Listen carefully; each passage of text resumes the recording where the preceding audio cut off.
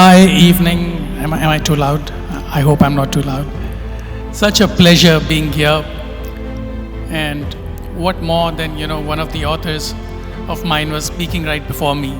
And now I'm speaking on another book of mine, which is a special book, very special book. 6 months, precisely 6 months today, that we have completed publishing Spreading Joy. And to give you my perspective as a publisher, it's a rarity for a book in Indian publishing to be a national bestseller in 6 months.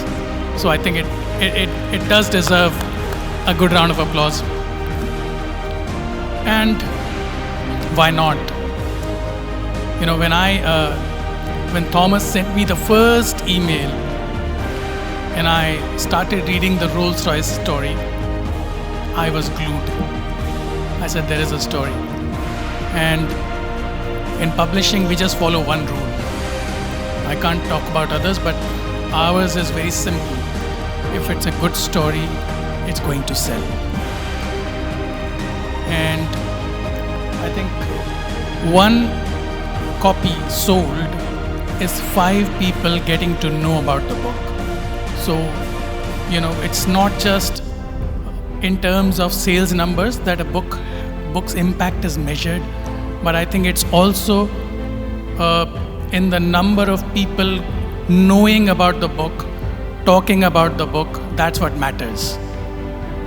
Well, we've been talking about books. We have been talking about, say, for example, when you talk about business books, I don't put this in the category of business books. I will put this book in the category of an inspiring memoir. And to be very honest with you, I don't think you can teach people by being prescriptive. That approach doesn't work. If I tell you that, look, here are the 10 steps to be a billionaire, I don't think you will buy it.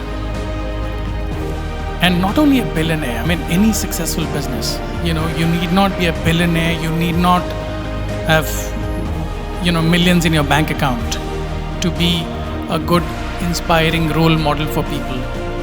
But what we have been doing and what this book does, and I must compliment Mr. Alukkas for being brutally honest in the book.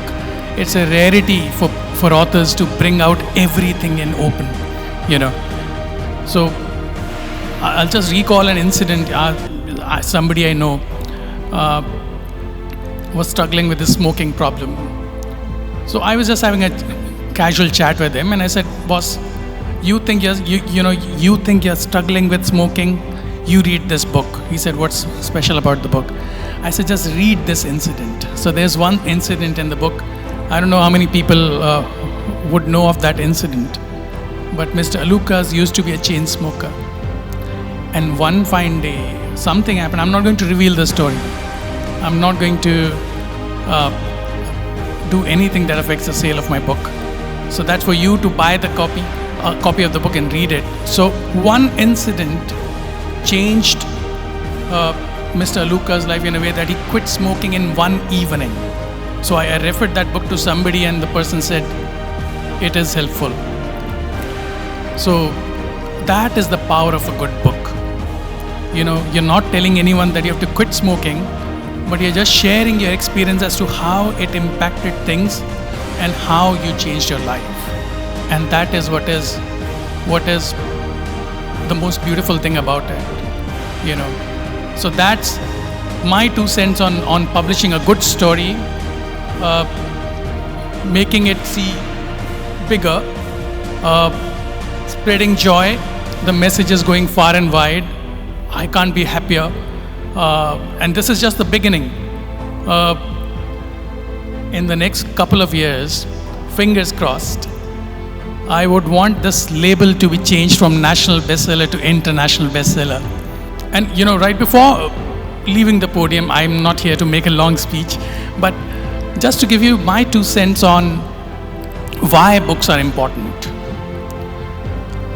We are living in an age where not many people value books the way they should be valued. We are living in an age when people would rather sit like a zombie in front of a television, open Netflix or whatever OTT platform that they like to watch. But what it does is, it doesn't stimulate your brain. I would rather pick up a book at least 30 minutes or an hour before I go to bed and read it. It not only stimulates your brain, but trust me, the kind of value addition those 30 minutes of reading are you going to do your life is going to be priceless. Believe me, do it for a month. You can thank me later. Thank you very much.